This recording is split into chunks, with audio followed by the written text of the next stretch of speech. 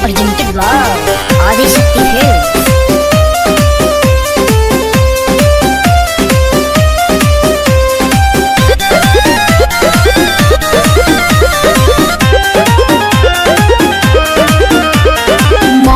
काहे न कंट्रोल कइला कांड हमरा संगे अनमोल कइला केकरा संगे करी ए मन पे काहे न कंट्रोल कइला कांड हमरा संगे अनमोल कइला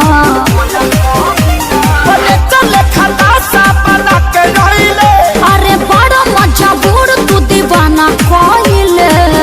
गौरा कहीं का हमारे कराना में ते बगली लिखाइले हमरा से सुंदर थोड़ी मिली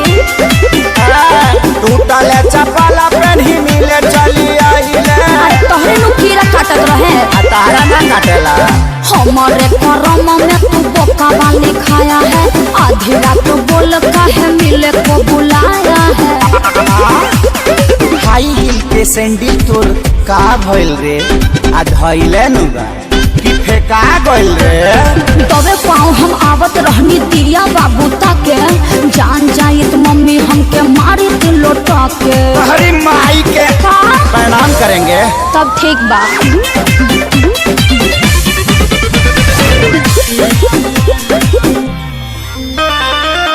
दुआरा पर खेलत रहे पबजी छोटा का भाई हो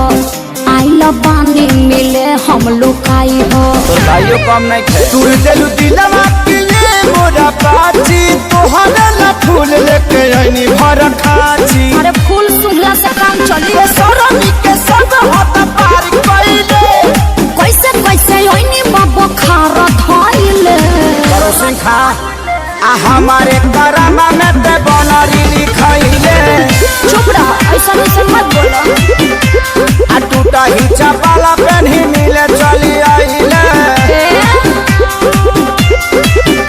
अरे हमारे करम में तू बोका वाली खाया है आधी रात बोल काहे मिले को बुलाया है चरे खातिर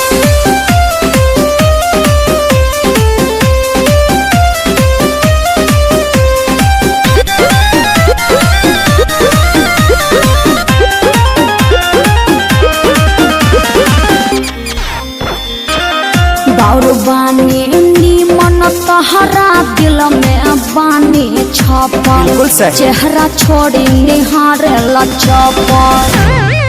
परी जैसा रूप तोहर लागत रहे हर दम भैलू छुर छुरी बोल काहे हमारा एकदम